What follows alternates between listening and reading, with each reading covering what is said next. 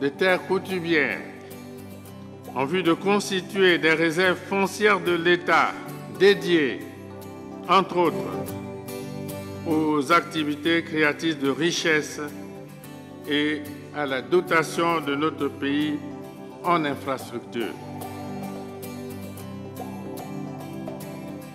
Mesdames, Messieurs, le déguerpissement des emprises des casernes militaires de Momambou, de Montbarnier et de Ndou a été effectif.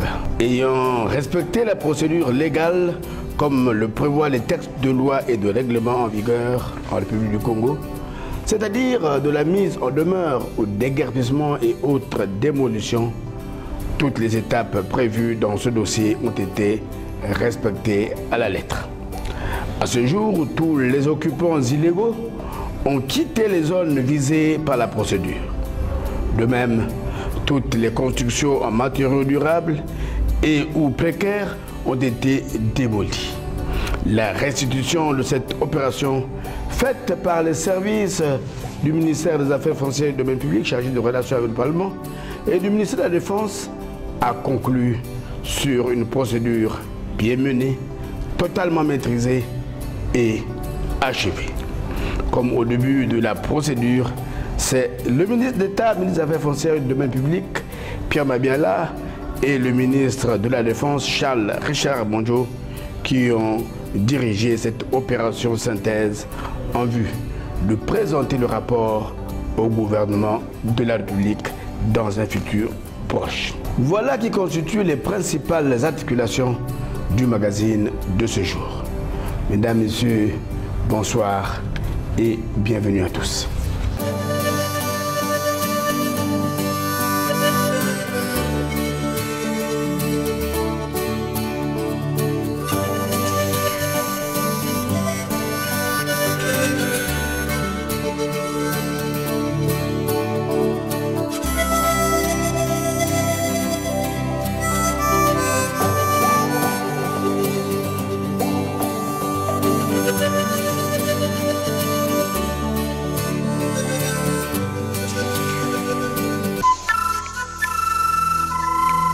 Et pour se rafraîchir la mémoire, le ministre d'État, ministre des Affaires foncières et du Domaine public, a fait des rappels ci-après. L'opération de déguerpissement que nous avons menée, vous savez bien que cette opération est prévue par les textes de loi. Il y a donc toute une procédure qui existe en la matière, que nous avions observé scrupuleusement.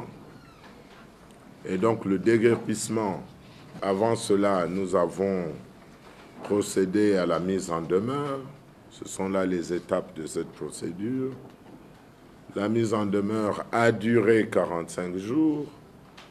Au-delà de cela, nous avons pu laisser observer un délai comme ça, probatoire, pour voir le comportement de ceux qui devaient subir ce déguerpissement. Il est apparu que ces citoyens-là sont allés saisir les juridictions sur la place de Brazzaville, notamment le tribunal d'instance de Mfilou, pour s'opposer à la procédure du déguerpissement. Mais puisqu'il s'agit d'une procédure judiciaire qui appelle le volet contradictoire, eh bien nous aussi, nous sommes rentrés dans cette danse judiciaire jusqu'à nous aussi saisir la Cour suprême, notamment le parquet général près la Cour suprême, en fonction des dispositions légales qui existent. Et la Cour suprême nous a donné raison. Et donc, leur procédure de contestation s'est vue s'arrêter net. À partir de là, nous avons été amenés à procéder à l'opération de déguerpissement. Et puisqu'il y avait 3 périmètres de casernes à déguerpir, ceci ne pouvait se faire en un seul jour. Ce n'était pas possible. Et donc, nous avons préféré séquencer cela. Tous ensemble, nous avons arrêté ce plan de travail. Donc, nous avions procédé par le lancement. Le lancement a eu lieu. C'est mon collègue, le ministre de la Défense nationale et moi qui avons procédé à ce lancement-là. En le faisant, nous avions donc réparti des équipes de déguerpissement, des équipes mixtes, sécurité et ministère des Affaires foncières. Du côté de la sécurité, il y avait l'armée, il y avait la gendarmerie, il y avait la police, les trois composantes de notre force publique. Et du côté des affaires foncières, il y avait le cadastre et il y avait le domaine de l'État.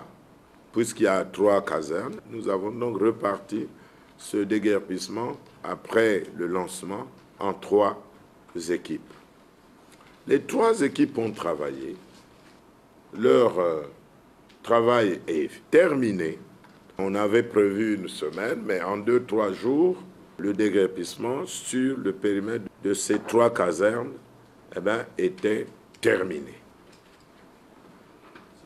selon les résultats attendus. Alors, aujourd'hui, nous sommes arrivés à l'étape du compte rendu. Sur le modus operandi utilisé sur le terrain et les résultats obtenus, découvrons tout ceci avec Georges Ndombi, qui en plus a parlé du comportement de la population cible pendant cette opération. Les équipes techniques constituées par le technicien du ministère des Affaires foncières et ceux des forces armées congolaises avaient déjà débriefé lors de la clôture des travaux de déguerpissement sur le terrain. Les questions tiennent aujourd'hui. Par devant vous, nous avions le vif plaisir de vous relater comment nous avions entrepris les travaux et qu'est-ce qui avait été fait. Donc, le déroulement et résultat de l'opération de déguerpissement. Après le lancement officiel de l'opération de déguerpissement, par le gouvernement représenté par M. le ministre d'État, ministre des Affaires foncières et du domaine public, chargé des relations avec le Parlement et le ministre de la Défense nationale, en présence du député maire de la ville de Brazzaville, l'opération a abouti aux résultats suivants. Nous avons donc eu 3 sites, le site de Ndo, le site de Montmambou et le site de Barnier. Recensés maisons en matériaux durables. Sur le site de Ndo, nous avons recensé 86 maisons en matériaux durables, 40 maisons sur le site de Montmambou et 8 sur le site de Montbarnier, soit un total de 134 maisons en matériaux durables. Il y a eu aussi des hangars. Donc sur le site de Ndo, 59 hangars, sur le site de Montmambou, 37 et sur le site de Montbarnier, 2, qui fait donc un total de 98 hangars recensés. Et aussi, il y avait des fondations sur le terrain. Donc, sur le site de Ndo, 15 fondations, le site de Montmambou, 14 fondations, et le site de Montbarnier, 3 fondations, qui fait donc un total de 32 fondations. La période avait été précédée par une opération de mise en demeure, et nous avions remarqué sur le site qu'il y avait déjà des abandons volontaires, donc ceux qui avaient déjà pris soin de pouvoir démolir leur édifice afin de récupérer les matériaux. Donc sur ce, en ce qui concerne les maisons en matériaux durables, sur le site de Ndo, il y a eu 19 démolitions volontaires et sur le site de Montmambou, 2, aucun départ volontaire sur le site de Montbarnier en ce qui concerne les matériaux, non, les constructions en matériaux durables, soit donc un total de 21 maisons qui avaient été démolies volontairement. En ce qui concerne les hangars, nous avions eu sur le site de Ndo 37 hangars, le site de Montmambou 3 et aussi 0 hangar démoli volontairement sur le site de Montbarnier, qui fait donc un total sur les 3 sites de 40 hangars démolis volontairement. Et enfin, les fondations. Sur le site de Ndo, 11 fondations, 0 sur le site de Mont-Mambou et 0 sur le site de Mont-Barnier, donc qui fait donc finalement un total de 11. C'est dire que le déguerpissement que nous avons pu effectuer, quand nous faisons donc la différence de ce qui a été démoli volontairement, nous avions pour les bâtiments, sur le site de Ndo, 67 bâtiments démolis, sur le site de Mont-Mambou, 38 bâtiments, et sur le site de Mont-Barnier, 8 bâtiments, qui fait donc un total de 113 bâtiments que la commission a eu à démolir. Des hangars, 22 hangars sur le site de Ndo, 34 hangars sur le site de Mont-Mambou et 2 sur le site de Mont-Barnier, qui fait un total de 58 hangars démolis.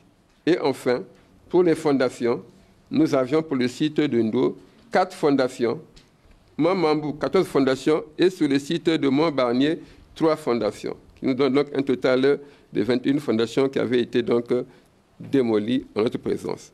Sur le total de tout ce qui a été démoli, nous avions un total de 264 démolitions effectuées. À cela s'ajoute l'état général et le comportement de la population.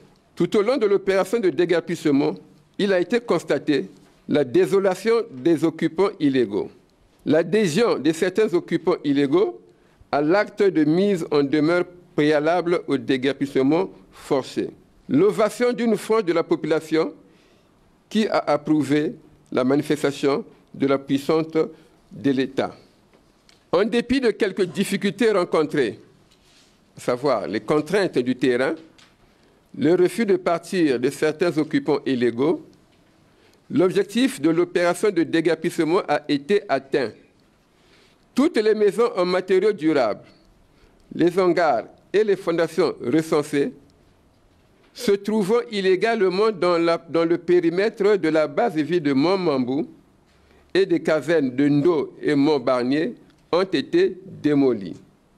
Entre-temps, il s'est de signaler que tous ces résultats ont été obtenus grâce au bon accueil, aux bonnes conditions d'hébergement et de nutrition et de sécurité mises à la disposition de l'équipe technique d'une part et l'adéquation des moyens de démolition d'autre part.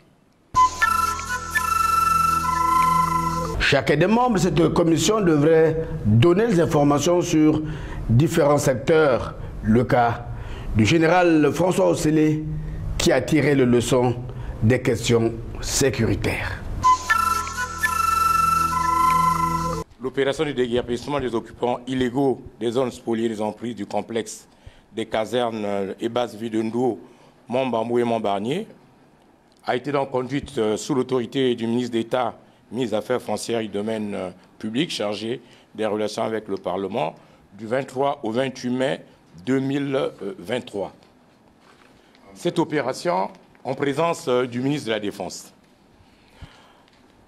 Cette mission a permis de déployer 653 personnels de la force publique qui ont été engagés dans le cadre de l'opération, conformément au plan d'organisation des dispositifs qui a été élaboré et conjointement approuvé. Cette équipe de la force publique a appuyé l'action de l'équipe technique du ministère en charge des Affaires foncières, telle que présentée tout à l'heure. Grâce à des travaux de planification rondement menés et sur les conclusions de ces travaux, l'opération s'est déroulée en 2 grands temps, avec le lancement officiel et ensuite l'opération proprement dite. Et quels sont donc les résultats auxquels nous sommes parvenus?